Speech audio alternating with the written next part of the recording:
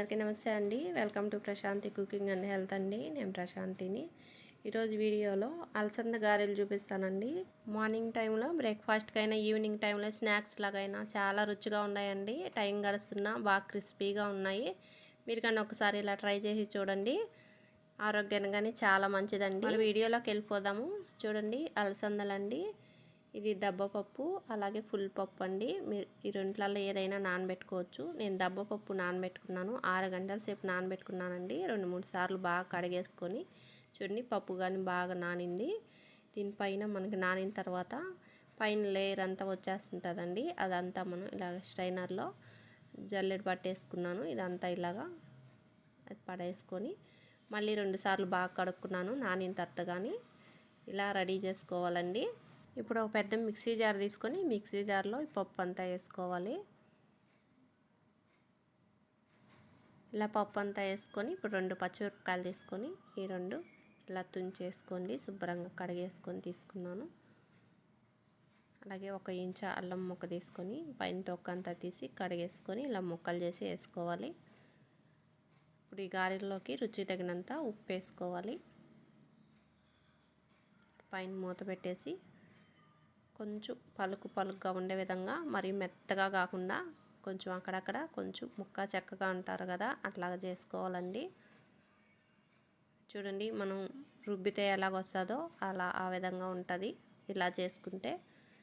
ఇప్పుడు పెద్ద గిన్నెలోకి ఇదంతా పప్పు తీసేసుకుంటున్నాను.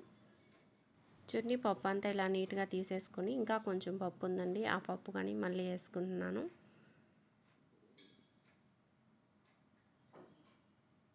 మూత పెట్టేసి ఇదే విధంగా పప్పు ఇలాగే వేసుకోవాలి. ఆ పప్పు కానీ ఈ పిండిలో కలిపేసుకోవాలి. మిక్సీ జార్లో నీట్గా తీసేసుకొని చూడండి, ఆనియన్స్ అండి, 2 ఆనియన్స్ తీసుకొని ఇలా చిన్న ముక్కలు కట్ చేసేస్తున్నాను. అలాగే కొంచెం కరివేపాకు చిన్న ముక్కలు, కొంచెం కొత్తిమీర ఆకండి, ఇది కానీ కొంచెం సన్నగా కట్ చేసేసాను.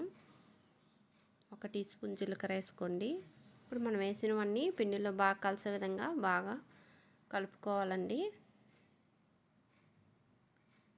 ఇలా అంతా నీట్గా కలిపేసుకొని కొంచెం పిండి తీసుకొని మీరు ఒకసారి టేస్ట్ చూడండి. సాల్ట్ సరిపోతే ఇప్పుడు సర్వ్ చేసుకోవాలి.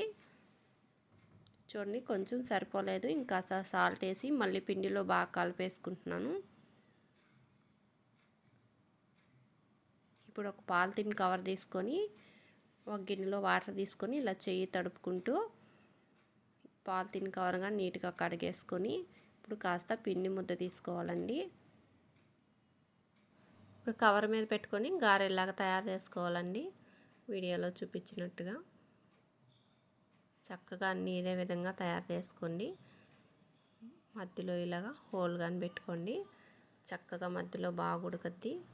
అన్నీ ఇదే విధంగా తయారు చేసేసుకోండి. ఇలా చేసి పెట్టుకుంటే లేట్ లేకుండా ఉంటుంది. మనం చేసుకునేటప్పుడు స్టవ్ వెలిగించుకొని కడాయి పెట్టుకొని ఇట్లా ఆయిల్ పోసుకోవాలి. డీప్ ఫ్రైకి కొంచెం పిండి వేసి చూడండి, ఆయిల్ బాగా హీట్ అయిందో లేదో. ఆ పిండి ముద్ద ఇలా పైకి వచ్చేస్తే మనం గారెలన్నీ వేసుకోవచ్చండి.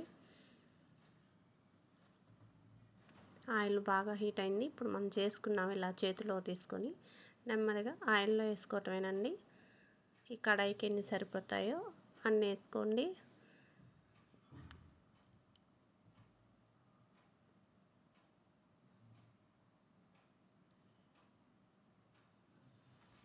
అన్నీ ఇదే విధంగా వేసుకొని ఒక సైడ్ కాలిన తర్వాత రెండో సైడ్ తిప్పేసుకోవాలి.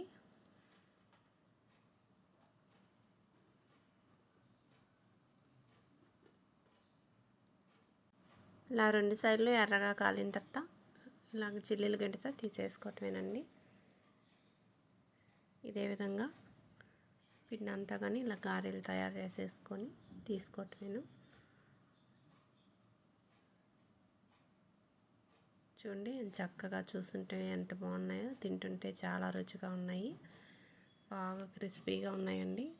వడలను తుంచుతున్నా కానీ టైం గడుస్తున్నా కానీ క్రిస్పీనెస్ అసలు పోవట్లేదు, బాగున్నాయి.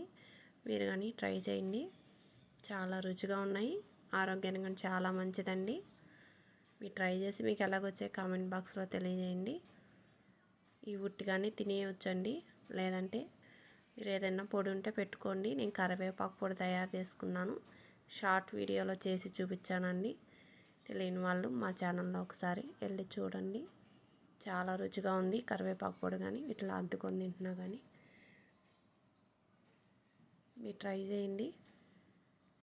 ఫస్ట్ టైం కొత్త వాళ్ళు వీడియో చూస్తుంటే ఇటువంటి వీడియోస్ మరిన్ని చూడాలి అంటే మా ఛానల్ని సబ్స్క్రైబ్ చేసుకోండి. పక్కనే ఉన్న బెల్ బటన్ క్లిక్ చేస్తే నేను పెట్టిన వీడియోస్ అలా మీకు నోటిఫికేషన్ ద్వారా వస్తాయి. మా వీడియోస్ మీరు చూడొచ్చండి. వీడియో నచ్చితే లైక్ చేయండి, షేర్ చేయండి. థ్యాంక్ యూ ఫర్ వాచింగ్ అండి.